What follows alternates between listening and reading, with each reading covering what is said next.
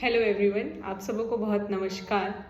तो अगर आप डायबिटिक हैं या फिर आप हाइपरटेंशन के शिकार हैं, मतलब आपको अगर मधुमेह रोग है, हाई शुगर है या फिर हाई बीपी की शिकायत है, तो अक्सर आप अपने डॉक्टर के पास गए होंगे और आपने थोड़ा एक फैसिनेटिंग वर्ड सुना होगा कि सर जी आप ना अपने डाइट में मेडिटेरेनियन डाइट को इंक्लूड कीजिए। तो ये फैसिनेटिंग वर्ड जो है ना, ये फैसिनेटिंग उतना ही है जितना कि हम उसे जानते नहीं हैं। बेसिकली हमारे इंडियन डाइट में ये सारी चीज़ें आती हैं, बस हमारे खाने का तरीका काफ़ी बदल गया है वेस्टर्नाइजेशन की तरफ जाते हुए। तो आइए हम समराइज़ करते हैं कि एक मेडिटेरेनियन डाइट क्या होता है।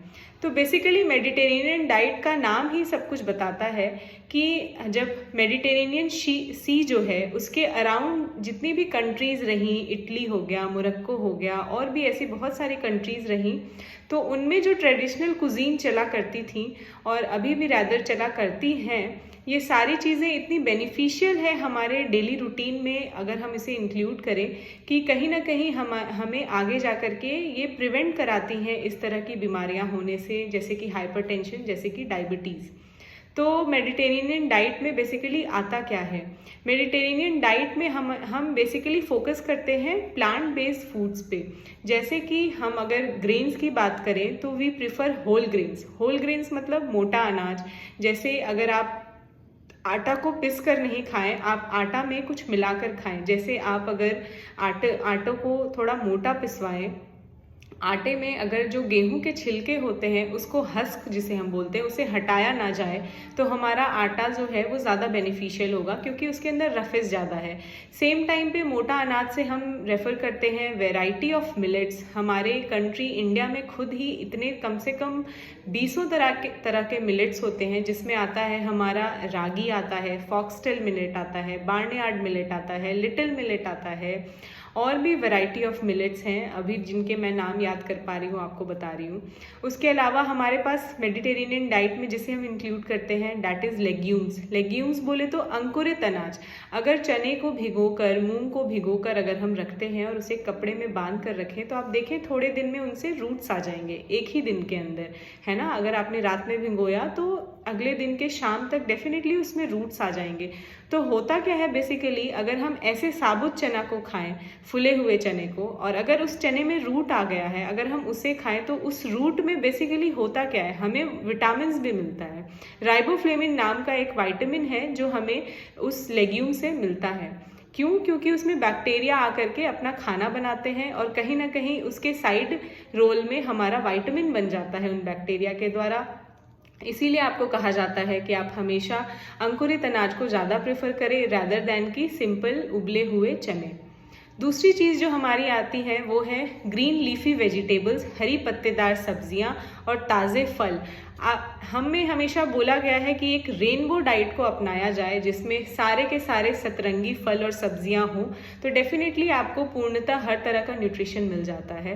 तो इसलिए हरी पत्तेदार सब्जियां उसमें आ गई। उसके बाद क्या आता है उसमें, तो डेफिनेटली आता है हमारा ऐसा ऑयल जो कि बिल्कुल लो फैट हो, जिसमें इसका प्राइमरी सोर्स होता है हमारा एक्स्ट्रा वर्जिन या फिर बोल सकते हैं आप वर्जिन ऑलिव ऑयल। क्योंकि ऑलिव ऑयल जो है वो काफ़ी हेल्दी होता है, लो फैट कंटेंट होता है, तो आप उसे अपने डाइट में इंक्लूड कीजिए। फिर हमारे पास जो आता है वो है नट्स, वो है ड्राई फ्रूट्स। तो नट्स में आपके पास क्या है, वॉलनट है। वॉलनट हमारे हार्ट के लिए बहुत बेहतर है।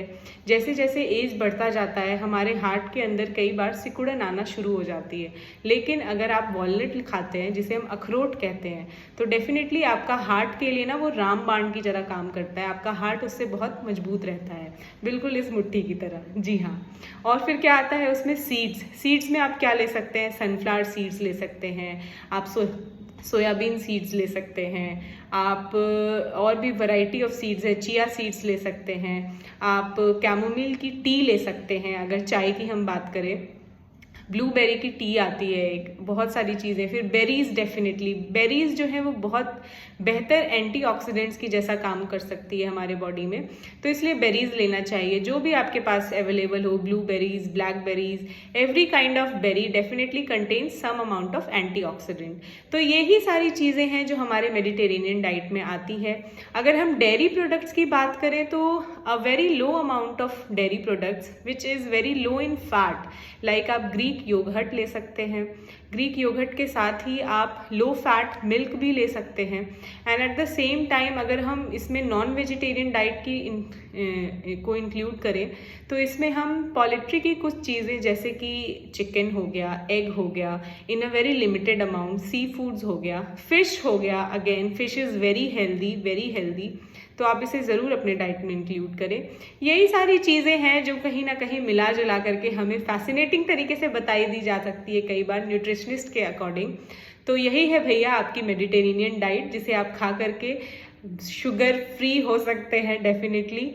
और क्या इंक्लूड नहीं किया जाए मेडिटेरेनियन डाइट में, तो वही सारी चीज़ें हैं जैसे कि वाइट शुगर आपको बिल्कुल नहीं लेना चाहिए, है ना।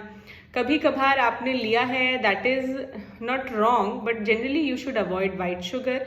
And at the same time आपको रेड मीट नहीं लेना चाहिए। रेड मीट मतलब आपको गोट का मीट, शीप का मीट या ये सारी चीज़ें, है ना, नहीं लेनी चाहिए। पॉर्क हो गया, बीफ हो गया, ये सारी चीज़ों को मोस्टली आपको अवॉइड करना चाहिए। और क्या अवॉइड करना चाहिए? एडेड शुगर जिसमें हो, ऐसे बिवरेजेस जिसमें एडेड शुगर हो, like Coca Cola, Pepsi, Fanta, Mirinda, इस तरह की जितनी भी आर्टिफिशियल जूसेस आ रही हैं मार्केट में, प्लीज़ इसको छोड़ करके आप फ्रेश फ्रूट जूस पीना शुरू कर दीजिए। इसके अलावा और क्या चीज़ अवॉइड करना चाहिए? High processed foods. मार्केट में चिप्स आती है, चिप्स खा के हमें बहुत अच्छा लगता है, लेकिन at the end of the day we don't know what we are making into our stomach, like, right. So इन सारी चीज़ों को अवॉइड करना चाहिए। और ये आता है आपका प्योर मेडिटेरेनियन डाइट, जो कि मैंने बहुत सिंपल शब्दों में आपको समझाने की कोशिश की है। पसंद आए तो वीडियो को ज़रूर लाइक कीजिएगा। Thank you.